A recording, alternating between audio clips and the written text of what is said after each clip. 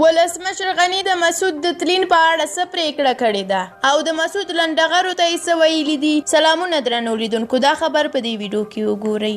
ولسمشر د شهید ونې د احمد شاه مسعود د شهادت د 19م تلین او د سولې شهید پروفیسر استاد برهان الدین رباني د شهادت د 9م تلین د درناوي مراسمو لپاره کمیسیون وګماره. د ولسمشر ماڼۍ په خبرپاڼه کې ویل شوي دي چې د افغانستان د اسلامي جمهوریت جمهور رئیس محمد اشرف غني د یو حکم له لارې د شهید ونې احمد شاه مسعود د شهادت د 19م تلین او د سولې شهید پروفیسر استاد برهان الدین رباني د شهادت د 9م تلین د درناوي مراسمو لپاره لسکسیزه کمیسیون وګماره. د دې حکم پر بنسټ د ملي دفاع وزیر اسد الله خالد په مشرۍ د افغانستان اسلامي جمعیت ګوند رئیس سید عنایت الله شاداب، د جمهوریت ریاست د دینی چارو سلاکار مولوي عنایت الله بلیغ، د مسعود بنسټ رئیس احمد ولی مسعود، د کورنیو چارو وزارت ستر امنیتي مرستیال، د مارشال محمد قاسم فهیم بنسټ رئیس ادیب فهیم، د اطلاعات او فرهنګ وزارت نشراتي معین، د کابل امنیه قومندان، د لوړپوړو مقاماتو د ساتنې او امنیت عمومي رئیس، د کابل د ملي امنیت رئیس او د ملي رادیو تلویزیون عمومي رئیس د یاد کمیسیون غړي دي.